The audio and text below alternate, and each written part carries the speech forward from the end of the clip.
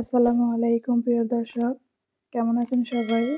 আজকের পর্বে দেখাবো মিষ্টি, সিম্পলভাবে সাধারণ লাল মিষ্টি।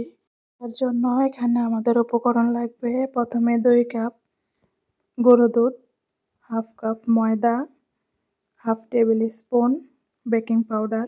ভালোভাবে মিশিয়ে নিব। ভালোভাবে মিশিয়ে নেওয়ার পর 2 টেবিল স্পুন ঘি দিয়ে দিব। ঘি দিয়ে আমরা অল্প কিছুক্ষণ ভালোভাবে মিশিয়ে নিব।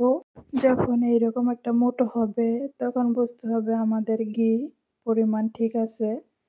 এখন হাফ কাপ লিকুইড দুধ দিয়ে দিয়েছি প্রথম। তো এখানে 2 কাপ গরুর দুধ, যেহেতু আমি আরেকটু সামান্য পরিমাণ বেশি লেগেছিল।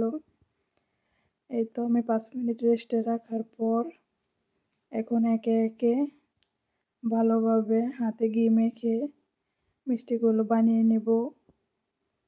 হাতের তালুতে ভালোভাবে ঘষে ঘষে গোল করে তারপর স্মুথভাবে বানিয়ে নিতে হবে মিষ্টিগুলো, যেন কোনো ফাটা না থাকে। এই তো আমি প্রথম একটা সুন্দরভাবে বানিয়ে নিলাম। ভিডিওটি অনেক বড় হয়ে যাবে, তার জন্য আমি স্কিপ করে সবগুলো মিষ্টি বানিয়ে নিয়েছি। বোঝার সুবিধার্থে আমি আরেকটা বানিয়ে দেখালাম। এই তো এই পাশে কিছু অংশ আমি রেখে দিলাম। 1.5 কাপ গরুর দুধের পরিমাণের মতো বানিয়েছি, অল্প কিছুটা রেখে দিয়েছি। এখানে আমি জর্দা মিষ্টিগুলো বানিয়ে নিব। জর্দার মিষ্টি রেসিপিটা অন্য একদিন শেয়ার করব। মিষ্টিগুলো ফুলে ডাবল হয়ে গেছে। এখন আমি আমার পছন্দ মতো কালার করে বেছে নেব।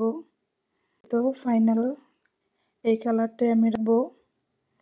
মিষ্টি আমি নামিয়ে নিচ্ছি। আমি মিষ্টিগুলো ঠান্ডা করব না, গরম অবস্থায় গরম শিরার মধ্যে দিয়ে দিব।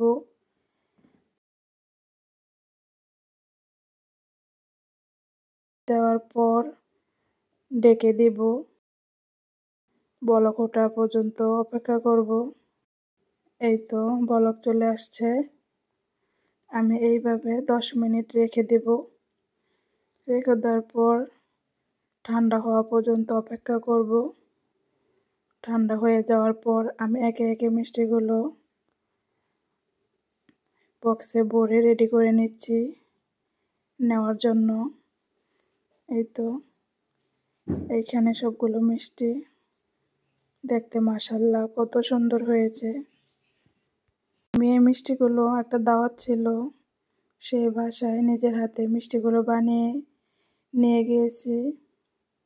কেমন হয়েছে সবাই জানাবেন। এইবারের মিষ্টিগুলো আমি মিষ্টি শিরার মধ্যেই রেখেছি। আমরা সবাই মিলে 2টা মিষ্টি টেস্ট করে দেখেছি কেমন ছিল। খুবই ভালো ছিল খেতে।